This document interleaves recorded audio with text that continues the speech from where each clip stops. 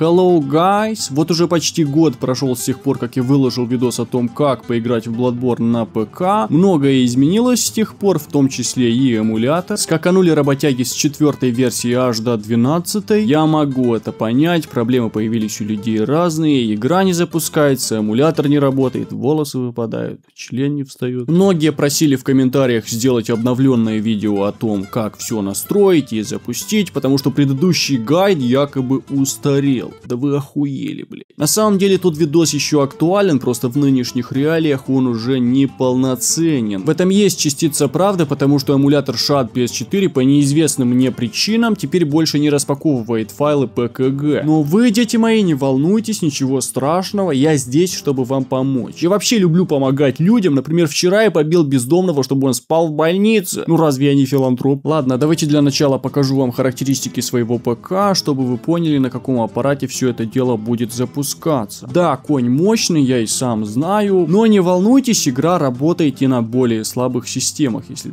вы переживаете об этом. Не буду долго тянуть, давайте перейдем непосредственно к делу, да. Еще скажу наперед, что все нужные вам ссылки будут в описании под видео. И не забывайте, что очень важно, чтобы вы в точности повторяли каждый мой шаг, чтобы потом не возникали вопросы, да. Так что кто будет плохо сосать, будет пересасывать. Dear, oh dear. What was it? The hunt? The blood? Or the horrible dream? Oh, it doesn't matter. 'Cause I'm losing my sight, losing my mind. I wish somebody would tell me I'm fine. Losing my sight, losing my mind. We shall not abandon the dream. Nothing's alright. Nothing is fine. I'm running out of time. I can't go on living this way. Шаг номер 1. Скачиваем SHAD PS4. Первым делом нужно скачать сам эмулятор, не с официального сайта, а именно что сборку от Diego Lix, потому что именно она хорошо оптимизирована под эту игру. Версию эмулятора на официальном сайте не качайте, потому что она полное говно. Так вот, заходим в Releases, отсюда нужно скачать последнюю версию, то есть Latest, именно для винды. Поэтому из списка выбираем архив, в названии которого есть надпись Win64 и QT. Именно этот архив нам понадобится. Но и после того, как эта штука скачалась, с помощью WinRAR распакуйте все это дело на SSD. Я тут заранее подготовил папочку, в которой буду работать на протяжении этого туториала. Да, у меня это диск D, Program Files, PlayStation. Перетаскиваю распакованную папку с эмулятором сюда. Также я меняю название папки на SHAD PS4, чтобы было понятно, что в ней. А тут какие-то каракули. Шаг номер 2. Эмулятор у нас есть. Теперь нам понадобится образ игры. Да, вы все правильно поняли. Конечно же, нужно купить легально и официально диск с игрой, который больше не продается. Ну а как вы хотели? Вам нужно будет купить билет на самолет, съездить в Японию, найти главное здание Sony, попросить сотрудников найти для вас диск с игрой, которая вышла 10 лет назад, отдать за это деньги, отсосать кому-то хуй, а потом еще и вернуться домой. А еще образ игры можно найти на моем Discord сервере в разделе ссылки и файлы. После того, как вы вернулись домой с диском с игрой, да, скорее всего у вас болит рот, но я никого не осуждаю, именно так и зарабатывают себе на iPhone девушки, так что в этом нет ничего постыдного. Главное, чтобы это хуеглотание не вошло во вкус.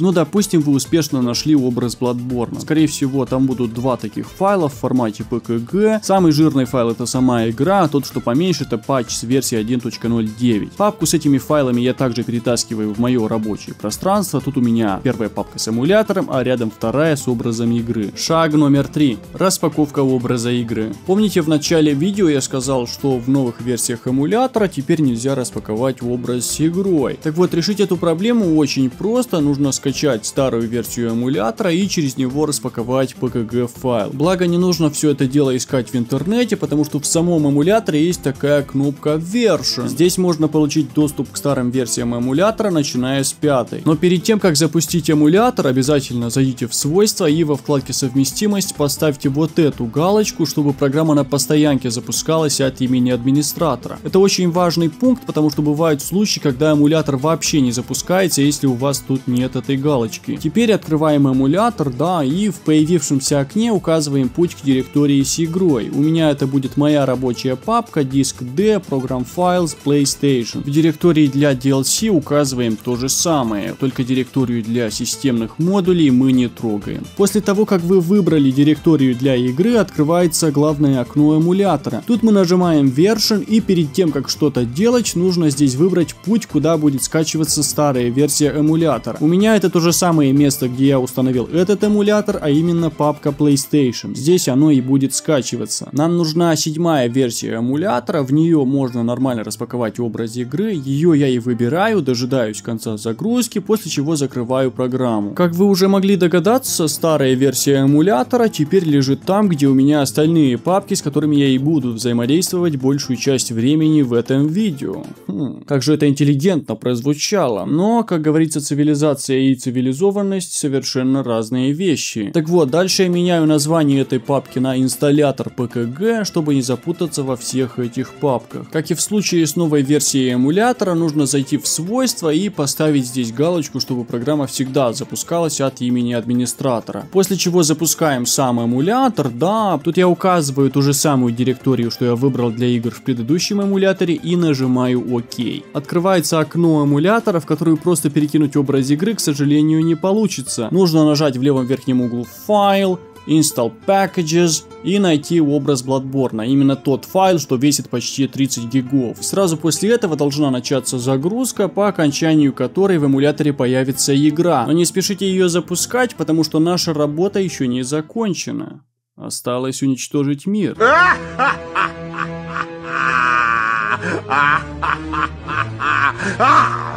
Теперь тем же образом нужно установить патч 1.09, чтобы у вас была последняя версия игры. Опять же нажимаем файл, Install Packages, и на этот раз выбираем файл, что поменьше, из папки с образом игры. Этот устанавливается куда быстрее, так как в нем меньше информации. После того, как мы распаковали игру и патч с последней версией, старый эмулятор можно спокойно закрывать, и вообще он нам больше не понадобится. Шаг номер 4. Настройка эмулятора и патчи для игры. После того, как мы скачали эмулятор, официально купили образ Bloodborne, да, и все это дело распаковали, нужно настроить саму программу и патчи для игры. Чтобы настроить патчи для игры, вам понадобится одна очень важная папка, в которой содержатся вот эти два файла и которую нужно скачать вручную. Архив с этой папкой вы также найдете на моем Discord канале в разделе ссылки и файлы. После того, как вы его скачали, открываем папку SHAD PS4, User, Patches и перемещаем папку из архива сюда. После этого открываем эмулятор, тут я меняю стиль интерфейса на Fusion, заходим сразу в настройки, вкладка Graphics и поставьте здесь свою видеокарту. У меня это моя RTX 5070 Solid OC. Да, ребята, видеокарта из последней серии зеленых, завидуйте молча, очень мощная, тянет все на максималках, обзор на нее, кстати, можно найти на канале. Приятного вам просмотра. Эмулятор, да?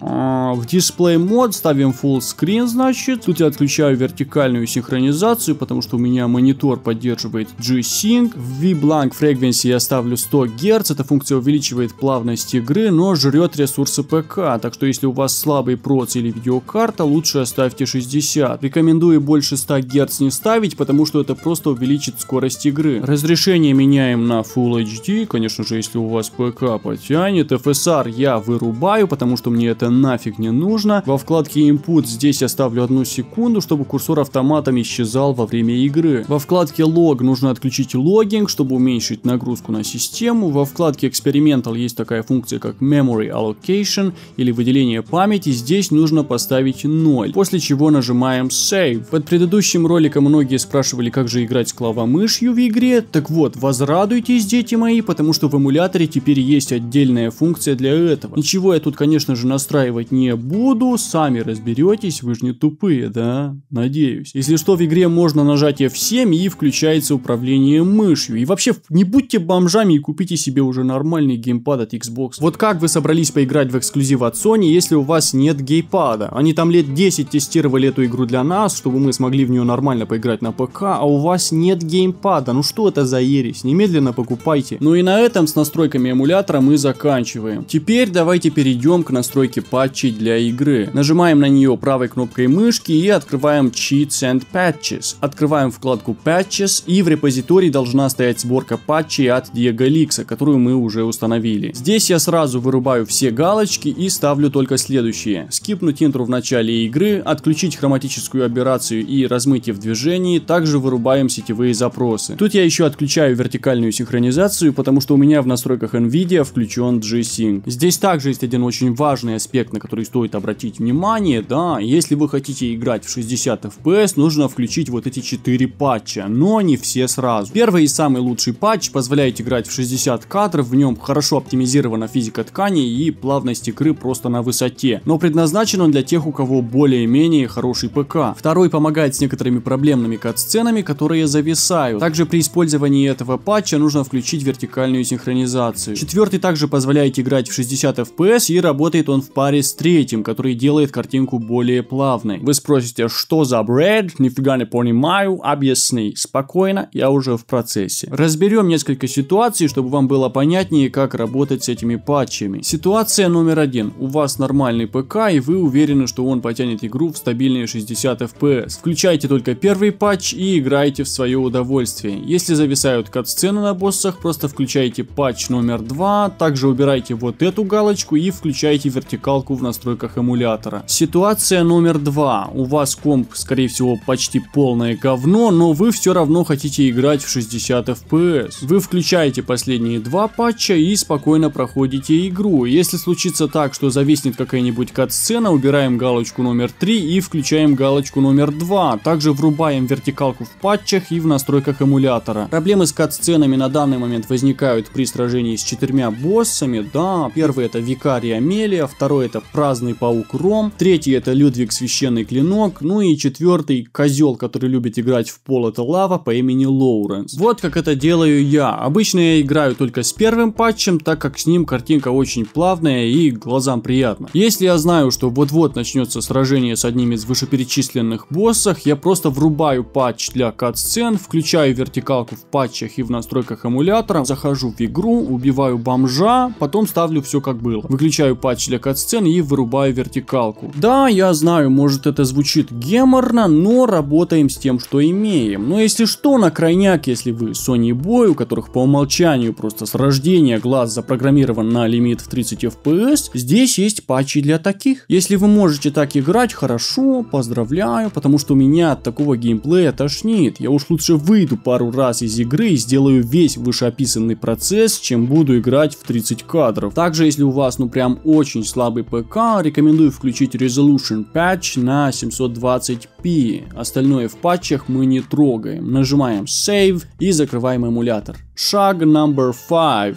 Установка модов. Эмулятор мы скачали, игру мы распаковали, немножко там настроили, да, но этого все еще недостаточно для комфортной игры. Нужно еще установить несколько модов. Первый мод, который нам понадобится, это Vortex Explosion, который фиксит появление вот таких вот полигонов из нашего главного психопата. Скачать этот мод можно на сайте Nexus Mods, на котором, к сожалению, для некоторых придется зарегистрироваться, да. Заходим во вкладке Files, нажимаем Manual Download и Slow Download. После того, как вы скачали мод, содержимое этого архива нужно перенести в корневую папку игры. Открываю мою рабочую папку, где после распаковки образа должна появиться папка с таким вот названием. Здесь и хранятся все файлы игры. Так вот, в этой папке нужно перенести содержимое архива с подтверждением замены файлов. Далее я расскажу одну очень важную деталь, так что слушайте внимательно, я повторять 2 раза не буду, мне и с первого раза похуй. Так вот, если у вас процессор от Intel 11 поколения и ниже, нужно скачать мод, который предотвратит вылеты в игре и вернет почти все визуальные эффекты. В данном случае это именно 28-я версия мода, здесь собраны все эффекты, которые никак не конфликтуют с эмулятором и не вызывают вылеты. Скачиваем все точно таким же образом, да, открываем архив и перетаскиваем папку SVX в папке DVD-root из корневой папки игры, ну и конечно же с подтверждением замены файлов. Если же у вас процессор эмулятор от Intel 12 поколения и выше, скачивать весь пакет с эффектами не обязательно. Можно просто зайти в Cheats and Patches и вот здесь в патчах от Diego Lix поставить вот эту галочку и нажать Save. Что же делать в случае, если у вас проц от AMD? Прямо сейчас звонить в психушку и попросить, чтобы вас немедленно забрали и поставили на лечение, потому что все нормальные и здравомыслящие пацаны давно сидят на Intel. После трехнедельного лечения в психиатрической клинике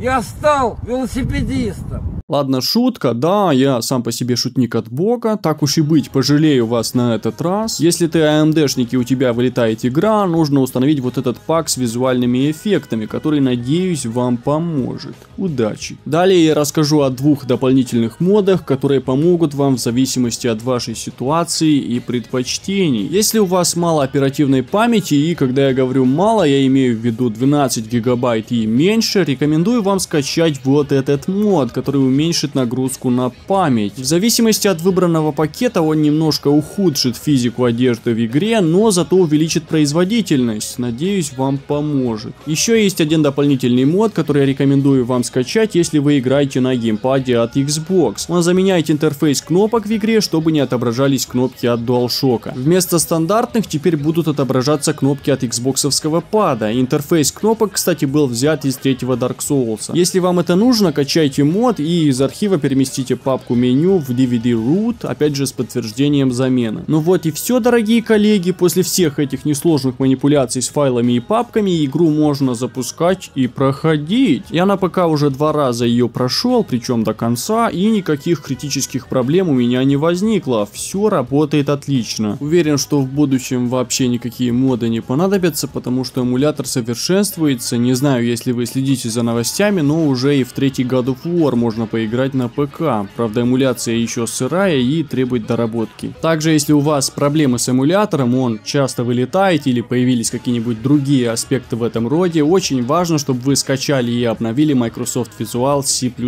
Ссылка тоже будет в описании. Еще вдобавок скажу, что все сохранения игры хранятся в корневой папке эмулятора, в User и Save Data. Так что, если вы собрались обновить эмулятор вручную, эту папку лучше будет переместить где-нибудь. Обязательно пишите в комментариях, если у вас все получилось. Если что, звоните в любое время, всегда рад увидеть пропущенный. На этом все. Бойтесь старой крови, берегите себя, ибо ночь темна и полна ужасов.